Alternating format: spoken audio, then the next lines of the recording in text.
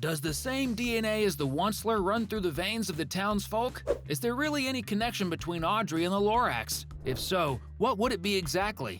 Today, we bring you the 6 most sensational theories surrounding the Lorax movie. And let me tell you, several of them make a lot of sense and can open your mind to understand the story of the Orange Forest Guardian in a completely different way. If you want to know what they are, just stick with us for the next few minutes. Onler is Ted's grandfather. If you've watched The Lorax at least once, besides all those songs, dances, and the super funny moves of the little girl who became a global meme, you'll remember that the first time someone mentions the Onler is Ted's grandma at dinner. Grandma Norma says that the Onler is the one who knows what happened to all the trees. She then explains the way to the Onler's house as if she had been there before. After Ted gets there, the Thneed creator then tells the story of his past. And only then do we see the young version of the Onler for the first time, and that's when things start to fall into place. That's because the young version of the Truffle of Forest Destroyer looks very similar to Ted. Features like face shape, hair, nose, and even the ears are very similar, showing a strong connection between the former villain and the hero of the story. The theory states that actually both characters have the same genetics, which would explain the striking resemblance between Ted and the Onler when he was young.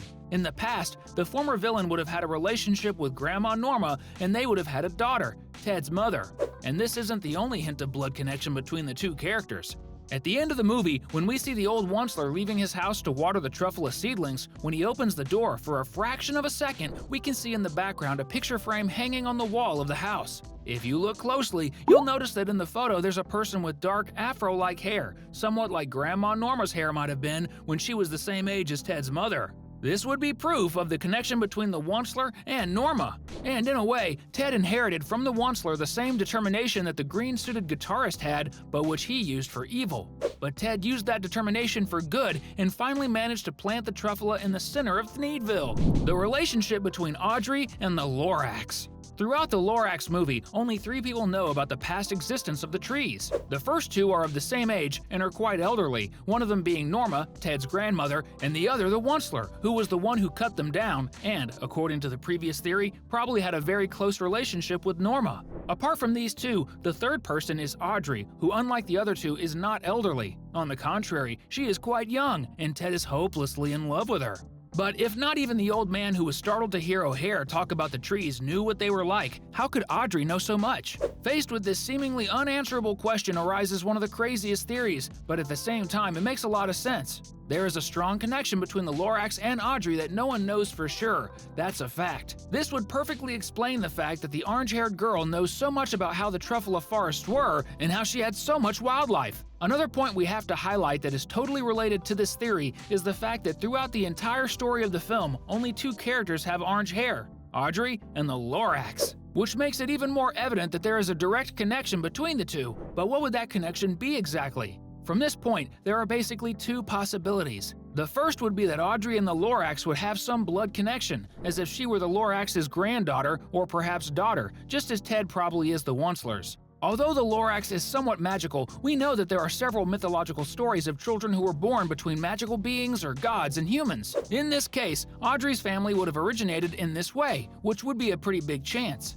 And the story of the Truffle of Forest would have passed among them as a sort of family secret, just like the genetics of Audrey's orange hair that she would have inherited. And not only that, Audrey's eyes and the Lorax's are the same color, green, which would be another inheritance from the magical being. I don't know about you, but to me that makes a lot of sense. But this isn't the only theory involving Audrey and the Lorax. The relationship between Audrey and the Lorax, too. The second possibility would be an even more incredible plot twist, and if confirmed at the end of the movie, it would leave all viewers completely astonished. The other theory would claim that actually Audrey wouldn't be a relative of the Orange Guardian of the Forests, but in fact, she would be the Lorax himself. He would have used his magic to personify himself in an appearance that would be ideal to induce the Onler's descendant to fulfill a very big purpose, which would be to restore everything that his ancestor had destroyed. Since the Lorax knew the Onler, he knew that one of his characteristics was an almost unstoppable willpower, and he would know that the grandson of his old acquaintance could very well have inherited that same will. And by transforming into Audrey, he would be giving the boy the motivation he would need to fulfill his mission of restoring the Truffle of Forest. If that's the case, you can be sure that the Lorax's plan worked out very well.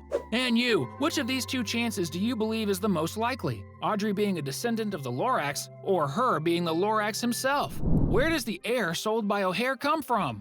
Right at the beginning of the movie, we see that O'Hare is the city's biggest businessman since he sells, in quotes, pure air to the residents in gallons similar to those used for water. And judging by the device the Needville resident is using, it really seems like there's something inside those gallons. Additionally, in the commercial promoting bottled versions of pure air, we see that as soon as they open it, young people receive a gust of wind. You gotta be kidding me! You really think people are stupid enough to buy this? But if all the air around the city is polluted, where does O'Hare get pure air? The answer is simple: he doesn't. In fact, O'Hare only sells the idea of pure air to his customers when the gallons and bottles are actually completely empty. That's why he doesn't collect pure air. He just sells the idea that it exists with common ventilation devices, which makes him an even bigger crook. The sky in Needville is different. Needville was a city founded because of the creation of the Onler, the Thneed, which served for everything and nothing at the same time, since it's entirely superfluous. But even after the bankruptcy of the Thneed's factory, the city remained there and exists to this day. And the detail that catches attention is the fact that when Ted leaves the city, we can see a clear difference between the city sky and the sky in the rest of the space, where the Truffalo Forest used to be, with darker clouds and a more gloomy atmosphere. But why is there this difference? Is everything in Needville so perfect that even its sky is better than that of other places? There's a theory that provides an explanation for this point. We see that there's a wall around the city, indicating that the sky outside should be the same as inside. In the part where we see Ted, Audrey, and Granny Norma on top of a building after getting out of the elevator, we see several fans that people use to fly their kites and have fun. In reality, these fans would have the main function of dissipating the dark clouds that surround the entire region of the city, making the sun appear, creating a situation similar to when the Lorax leaves and the dark clouds open up for him to go back to where he came from. So actually, whoever designed this city would know all this, and with the giant fans just tries to create the same action that made the Lorax leave once and for all.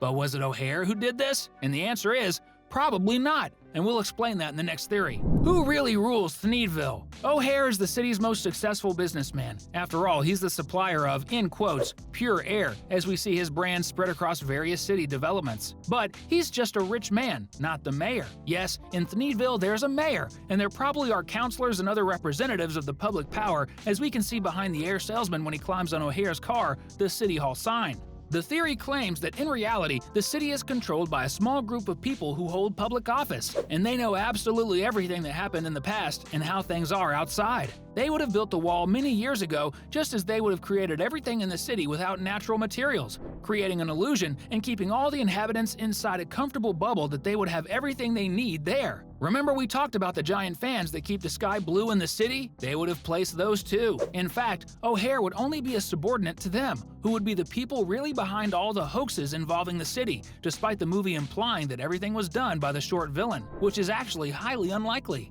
And who would these people be? The theory claims that they could be the Onler's relatives, especially Aunt Griselda and her descendants, who would have decided to settle in the city after the Onler's bankruptcy and have absolute control over a group of people they would leave alienated, which really happened for many years. And that woman was really scary, which really makes sense, making O'Hare just a small piece on the chessboard. Those were the 6 theories about the Lorax that you needed to know, which are amazing! And now we've selected 2 very cool videos for you to keep enjoying here with us. Just choose, click on it, and enjoy the video. Thanks, and see you next time!